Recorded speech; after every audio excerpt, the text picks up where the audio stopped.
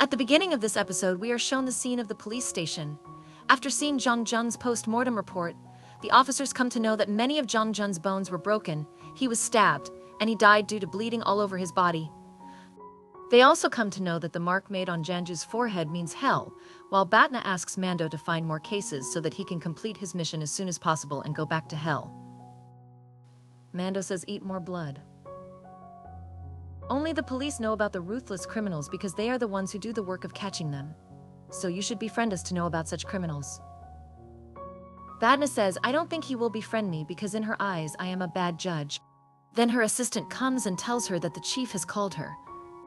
Batna had released Jang Jun only after charging a fine, due to which the chief tells her many things about the clothes Batna is wearing, and she is scolded for wearing a lot of makeup, but Batna does not take his words seriously and walks away from there.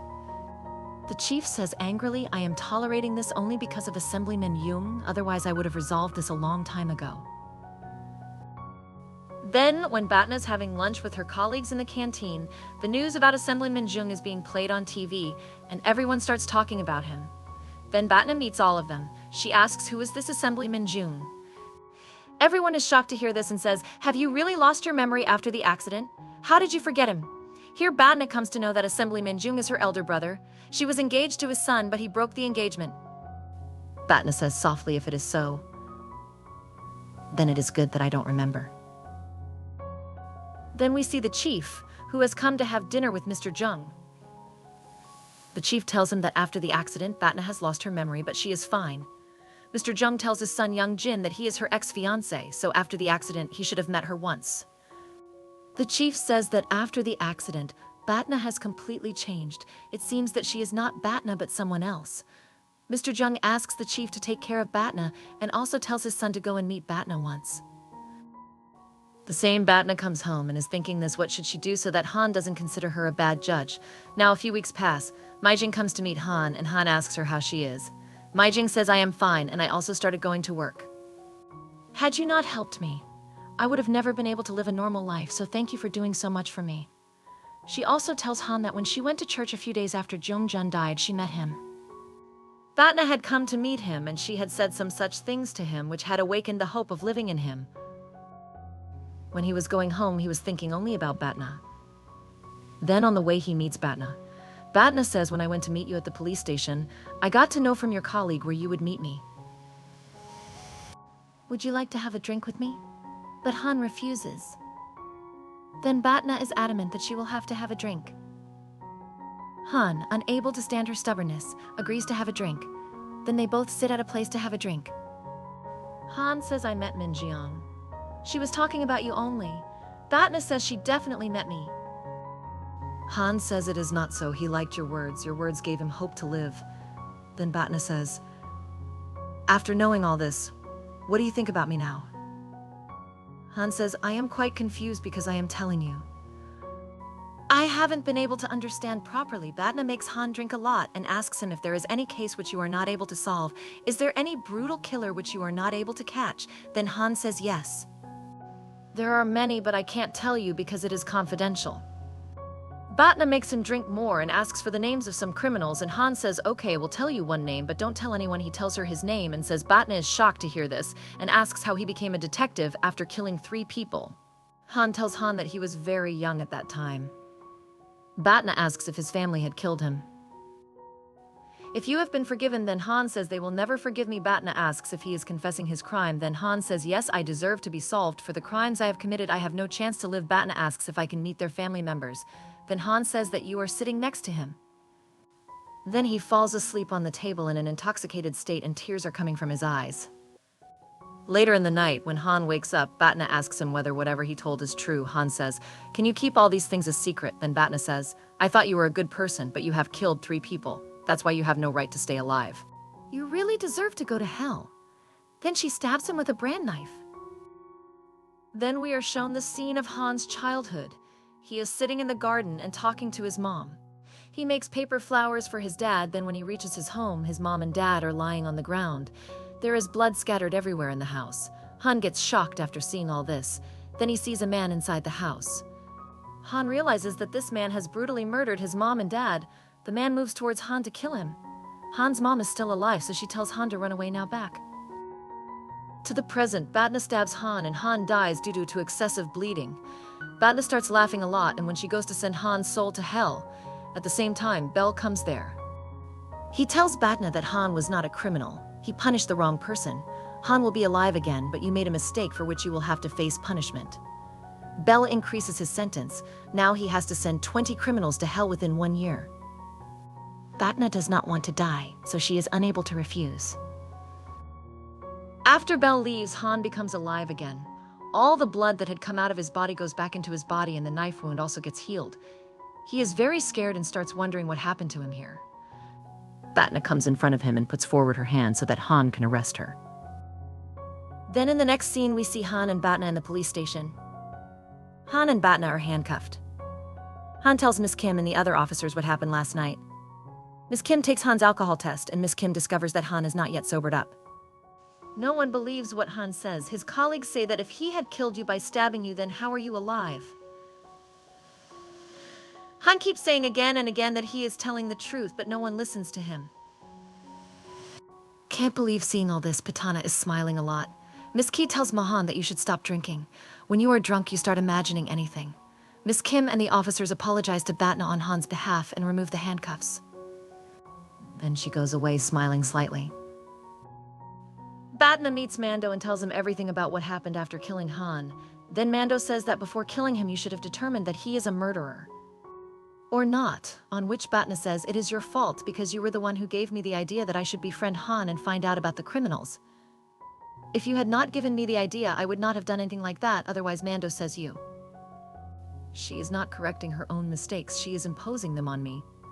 Then a waiter of the restaurant points a knife at Batna. Here we come to know that the name of that girl is Orang, but this human body is given a curse of hell. The soldier has captured her, whose name is Grayman. Batna's soul was running away from hell, so it was Grey Mooney's job to catch her, but she could not catch her due to which she ran away from hell. She had failed in her task, so Bell took over. She has also been sent to Earth to serve her sentence. Grey Mooney feels that Batna's soul had returned to her body, due to which she is alive at this time. But when she comes to know from Mando that Justika is in Batna's body, she is shocked and quickly apologizes to him, but she is also very happy because she considers Justika as her hero. Then the three of them come to some other place and start talking. Gremory learns that Justika is here. What has she come to do on Earth? So she decides to help Justika, and at the same time, she will also complete her punishment. Then we see young Jin, the son of Assemblyman Jung, doing the redevelopment work of the area where Batna lives. Mr. Jung comes to meet young Jin's company and asks how the redevelopment work is going. Young Jin tells him that almost everyone there has agreed, but the owner of the Huangqin villa there is against it. Mr. Jung says, did you try to convince the tenants there? Young Jin says, we have contacted all the tenants, but convincing one seems a bit difficult, and that is Judge Kang Batna. Mr. Jung says, why is Batna there? When she is staying, Young Jin says, I don't know, maybe his financial condition is not good after the accident. Then we are shown the scene of the police station. Everyone is working on Zhangju's case. Then Miss Kim says, should we know about Han? Instead, we should believe what the judge says.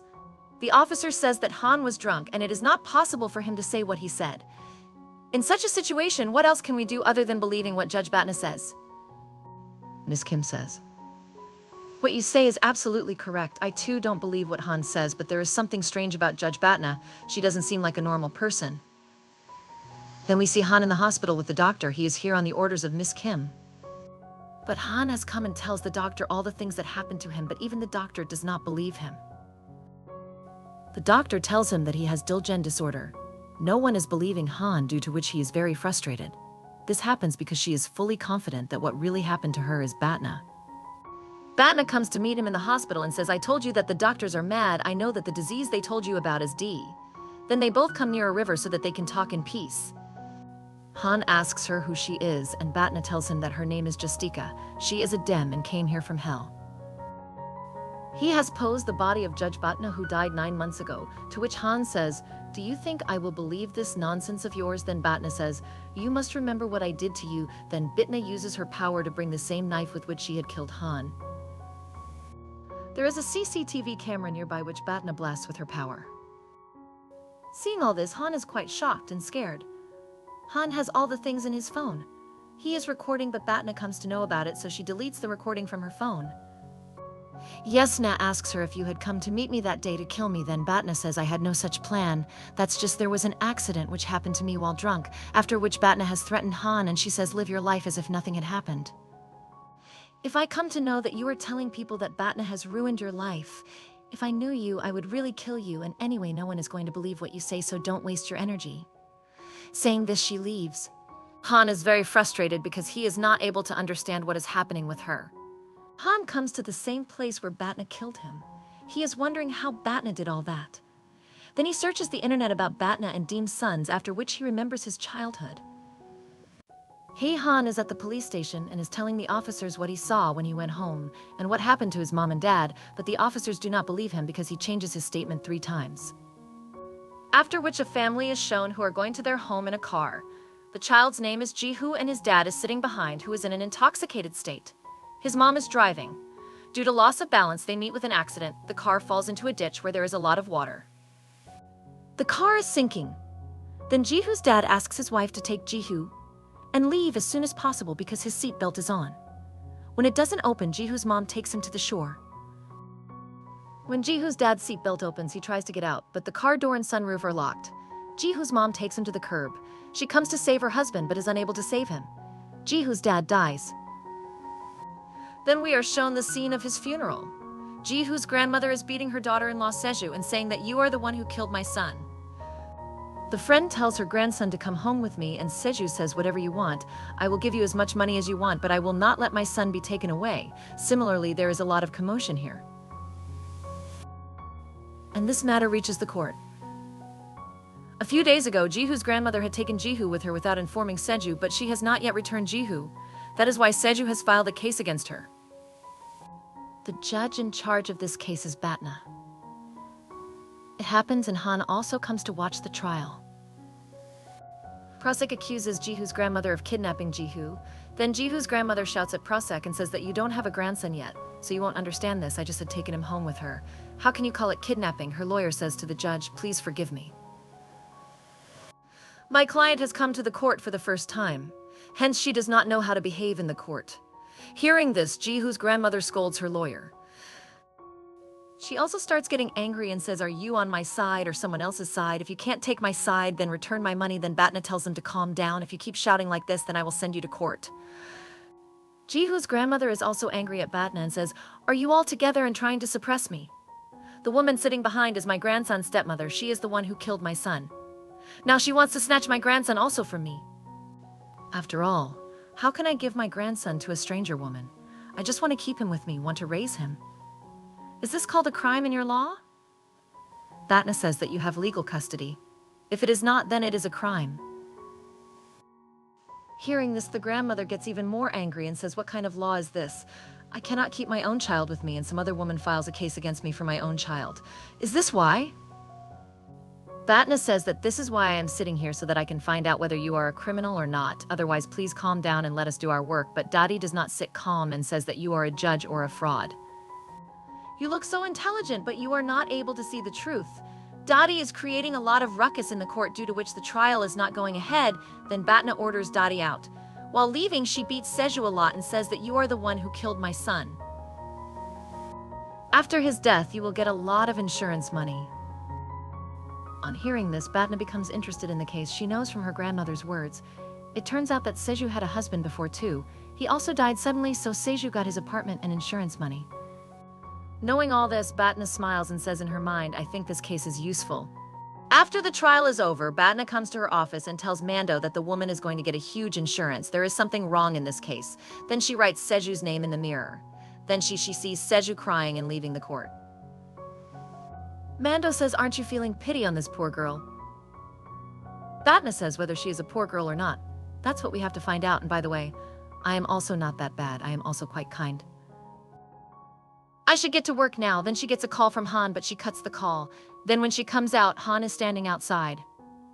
Han invites her for lunch, but she refuses and says, hi, I told you to forget everything and don't follow me. Don't you love your life? Have you forgotten that I'm a dem? Han says, I haven't forgotten. Until I find out that day what happened, I am not going to stop following you. Then Batna says, I am warning you, don't follow me, and goes away from there very angry. Then we see Seju, who is a school teacher, and at this time she is teaching children. She is studying when Batna comes to meet her, then both of them come out and start talking. Batna asks her whether whatever your mother-in-law said in the court is true. Then Seju tells her her story, and she says, my first husband had become blind, and when we both went hiking, he died after falling into a ditch. Due to his death, I was very broken. That is why I started teaching in school. I was Jiho's teacher, so I used to meet her dad often, and I don't know when we met like this, we both fell in love. Jihu liked me, and I also considered him as my son, so we both got married, but only after 6 months of marriage. Only after all this happened, I had never even thought that I would have to go through these things again. Batna says, why do you want to raise your stepson? Leave him with your grandmother. Seju says, my husband when he was 5 years old. When Jihu was born, his mother had left him. Then she returned after 30 years and took advantage of Jihu and kept asking for money from her son. So, how can I leave Jihu with such a woman even though I am not Jihu's own mother? I consider him my son. Seju cries and says, please help me get justice for Jiho's sake. Then when Batna is leaving from there, Han says, did you talk to Seju? Batna says, are you a stalker? Yes, I had refused to follow you. Han says, if I am a stalker, then what are you, a murderer? Batna gets angry and grabs Han by the collar and says, looks like the fear inside you is gone. Then she starts strangulating him, but Han is not afraid at all and holds her hand while smiling and says, you can't hit me, right? Say you were just trying to scare me when I was about to raise my hand on. Jungjun, so you had held my hand. At that time you had a lot of strength in your hand, but now it is not so. It means there is definitely some reason due to which you cannot kill me. Batna says there is nothing like that. Then Han says, if it is not so, why are you worried? Batna gets angry, so she goes to punch Han, but just then the children are leaving from there. Then Batna stops and says, be thankful that the children saved your life. Batna, get out of there. When she is there, Han also sits in her car and says, take me along with you because I also want to know about this case. Batna understands that Han is not going to leave her, so she starts driving the car. Han seems to say that I also have doubts on Seju. After the death of her first husband, she got the insurance money, which was 500 million won, and now after the death of this husband, she will get 300 million won and her son will get 1.2 billion won. Batna asks, why are you telling me all this? Han says, I am trying to tell you that I can help you in this case. And this way I will be able to spend time with you too. Batna says, it seems you have no work. Then Han says, I am on leave at the moment because I am not feeling well. Someone had stabbed me. Batna in her apartment, she reaches there and asks Han to go home himself. Han says that you are going to meet that grandmother also because I have seen that to know the truth. You meet both the victim and the defendant. Batna says that she will not tell me any truth. Han says, look, you have to know the truth of the case and I want to know what you did to me that day. That's why let's work together. Batna does not answer him and goes inside the next day. When Batna comes out to meet her grandmother, Han is already there. Actually, Han does not have any house. He lives in a van house. He had come here in the night with a van and was here the whole night so that Batna can go with Batna to meet her grandmother. Batna comes to know that Han has hidden a pen camera in his pocket, which she takes. Batna decides to go in Han's van this time, but first of all she takes the van. She blasts the dash cam so that Han cannot gather any evidence. Then both of them leave to meet Grandma, and this is where the episode ends. So guys, how did you like this episode? Please tell me by commenting if you like my video. If you have come, please like this video and subscribe the channel to watch further episodes. I will meet you in the next video. Take care, bye bye.